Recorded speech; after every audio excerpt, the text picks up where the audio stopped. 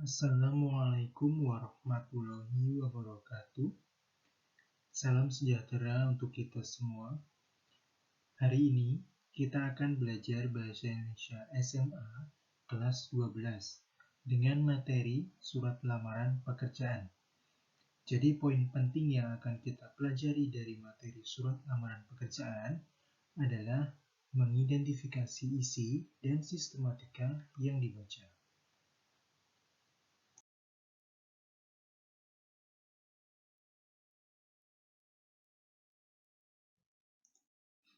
Anak-anak, dalam slide ini saya tampilkan dua bentuk surat lamaran pekerjaan, yaitu ada yang ditulis tangan dan juga ada yang diketik. Nah, nanti ini tergantung dari perusahaan atau instansi yang memintanya. Jadi suatu saat nanti kalian juga akan mengalami hal ini.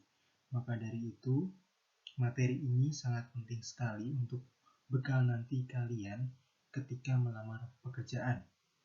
Jadi, tahapan dari melamar pekerjaan itu adalah yang pertama kalian harus menuliskan surat lamaran pekerjaan ini, ya. Kemudian, pasti nanti kalian akan mengumpulkan surat lamaran pekerjaan ini di instansi atau misalkan job fair atau pameran-pameran pekerjaan seperti itu. Kemudian, setelah memasukkan lamaran pekerjaan, kalian pasti akan diajak untuk wawancara, ya.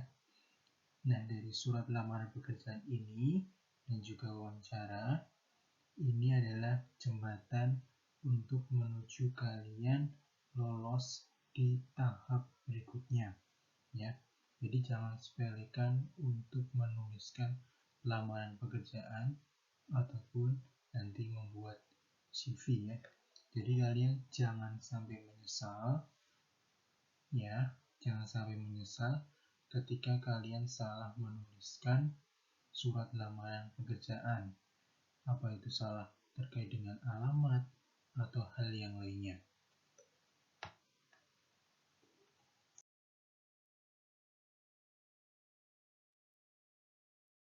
Anak-anak, pada bagian ini saya ingin bertanya kepada kalian, apakah surat untuk teman dan juga surat lamaran pekerjaan itu adalah surat yang sama? Atau apakah ada perbedaannya? Ya, jadi surat untuk teman dan juga surat lamaran pekerjaan itu sebenarnya termasuk surat pribadi dan ditulis sendiri. Tapi kalau untuk surat untuk teman, jadi di sini ya, surat untuk teman itu sifatnya non formal, ya. Bisa dipahami? Jadi kalau surat untuk teman ini adalah surat yang non formal. Kita bisa melihat dari bahasanya, ya. Bahasanya kalau surat untuk teman yaitu non formal. Kalau untuk surat lamaran pekerjaan, ya. Kalau untuk surat lamaran pekerjaan ini bentuknya formal. Seperti itu, ya. Jadi bisa membedakan kalian surat untuk teman itu bentuknya non formal, ya. Jika surat lamaran pekerjaan itu bentuknya formal, ya. Bisa dipahami, ya.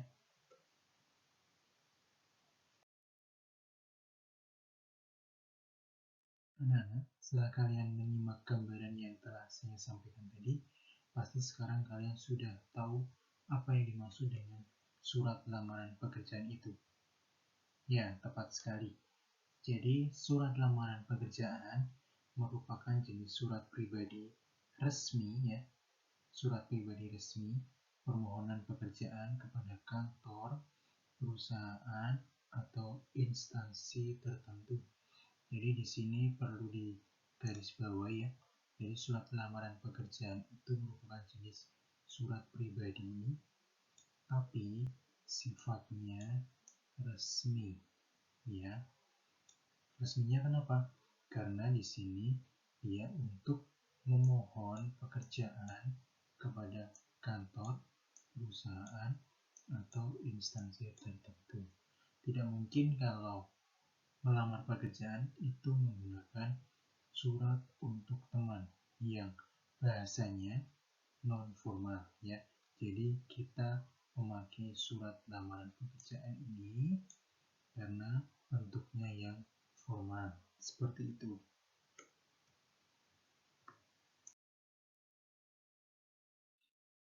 Anak-anak, ada jenis-jenis surat lamaran pekerjaan yang perlu kalian ketahui. Kalau kita lihat berdasarkan jenis pembuatannya, yang pertama adalah surat lamaran pekerjaan yang digabungkan dengan riwayat hidup atau kurikulum vitae. Jadi dalam bentuk ini riwayatnya hidup bergabung dengan isi surat, ya. Jadi riwayat hidupnya itu bergabung dengan isi surat. Kemudian yang kedua, surat lamaran pekerjaan yang dipisahkan dengan riwayat hidup atau kurikulum vitae. Jadi dalam bentuk ini riwayat hidup merupakan lampirannya dari surat lamaran, modelnya terpisah. Nah, di sini mana yang sering digunakan oleh para pencari kerja? Nah, yang biasanya digunakan oleh para pencari kerja itu biasanya yang opsi kedua, ya. Kenapa demikian? Karena di dalam riwayat hidup itu pasti nanti akan dijabarkan sebanyak-banyaknya sebagai penguat jika dia memiliki banyak keterampilan, prestasi, dan lain sebagainya. Seperti itu. Jadi nanti lampirannya lebih banyak, ya. Kalau di sini surat lamarannya gabung dengan riwayat hidup. Nah, ini jarang digunakan oleh sang pelamar pekerjaannya. Jadi yang sering digunakan itu yang opsi kedua. Seperti itu.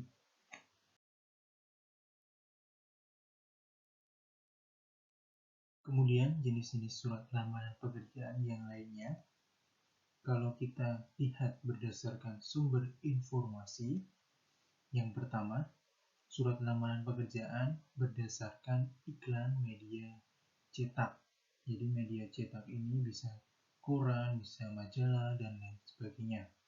Jadi biasanya di media cetak ini ada kolom lamaran pekerjaan atau info lowongan pekerjaan. Nah, di situ iklan media cetak. Kemudian yang kedua, surat lamaran pekerjaan berdasarkan informasi dari media audio atau radio. Jadi seringkali kita mendengar radio itu menyiarkan atau menginformasikan ada lowongan di perusahaan ini, ada lowongan di perusahaan itu. Jadi itu menurut informasi dari media audio.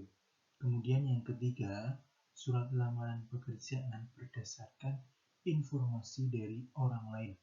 Jadi tidak hanya media cetak, tidak hanya media audio, tapi juga bisa dari orang lain, seperti itu.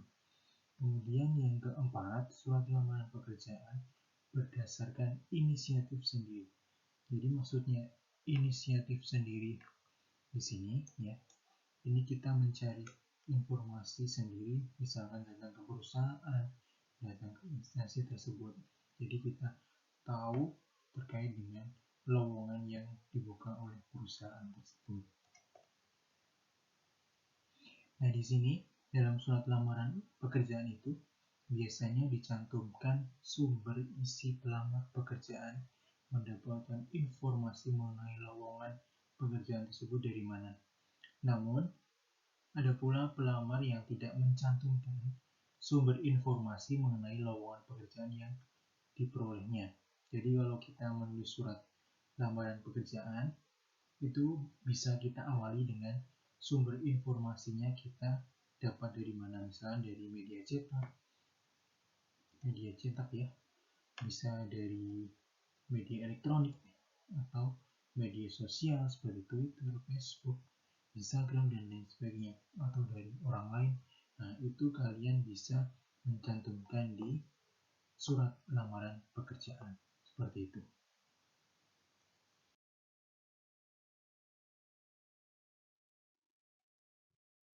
Kemudian, fungsi surat lamaran pekerjaan yang pertama, sebagai tanda bukti tertulis pengajuan surat permohonan pekerjaan.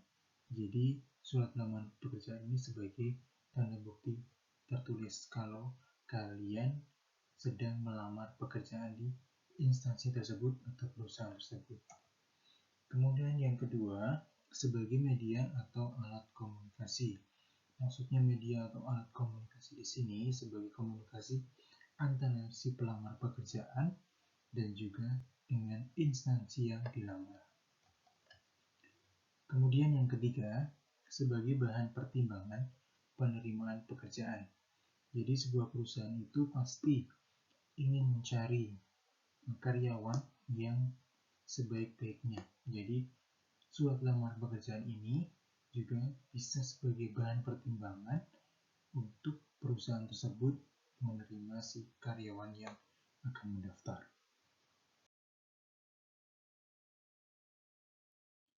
Selanjutnya, aspek penting dalam surat lamaran pekerjaan yang pertama yaitu pernyataan umum atau tesis, kemudian yang kedua adalah argumentasi ya.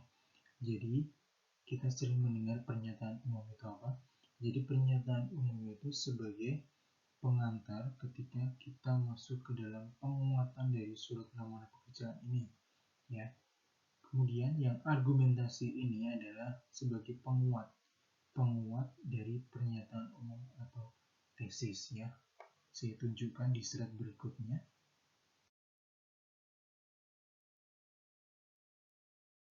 Ini adalah contoh aspek yang pertama, biasanya ditandai dengan identitas si pelamar pekerjaannya. Di sini ada salam pembuka, di sini ada salam pembuka ya.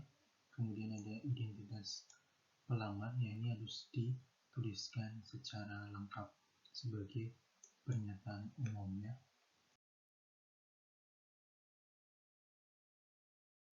Aspek yang kedua yaitu argumentasi. Di dalam argumentasi ini terdapat dokumen-dokumen atau data-data ya sebagai penguat ya.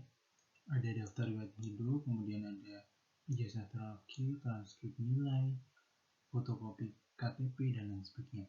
Jadi ini sebagai penguat ya. Penguat kenapa kalian pantas diterima di perusahaan tersebut. Seperti itu.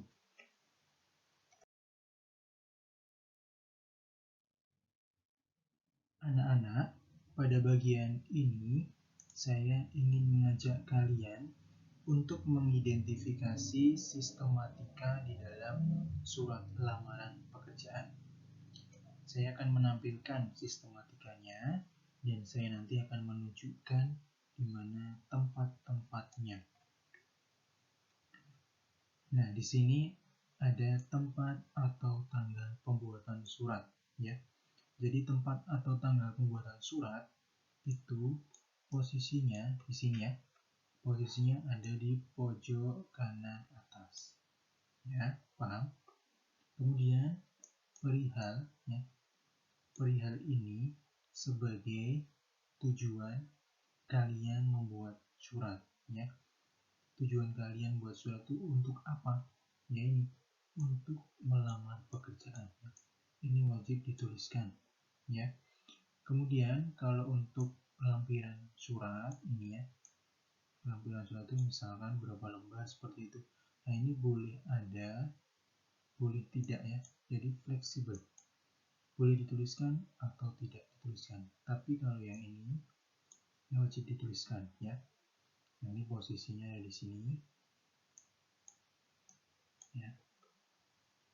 Nanti kalau lampiran itu di bawahnya perihal ya, di bawahnya perihal. Nah kemudian untuk nama dan alamat tujuan surat itu Di sini posisinya ya. Penulisannya diingat-ingat yang terhormat ya, bukan yang kepada. Yang terhormat, tapi yang terhormat kepadanya tidak usah dituliskan. Yang terhormat HRD PT Pupuk Kalimantan Timur. Di jalan tidak boleh disingkat ya. Kemudian salam pembuka. Salam pembuka posisinya ada di mana? Salam pembuka posisinya ada di sini ya. Dengan hormat. Seperti itu. Kemudian pembuka suratnya ini ya, pembuka suratnya. Saya yang bertanda tangan di bawah ini, yaitu namanya pembuka surat. Ya. Kemudian isi suratnya.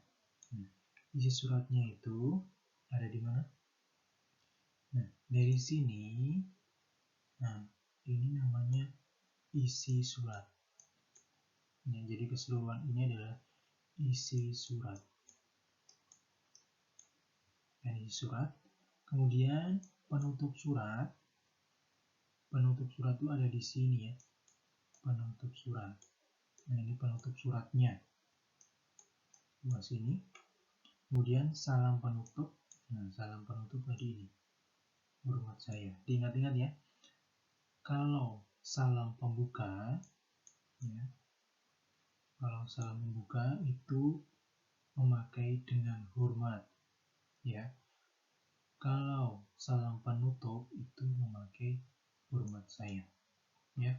Kemudian tanda tangannya di sini, ya, tanda tangan yang membuat surat lamaran pekerjaan dan juga nama terang. Nama terang itu nama lengkap, seperti itu ya.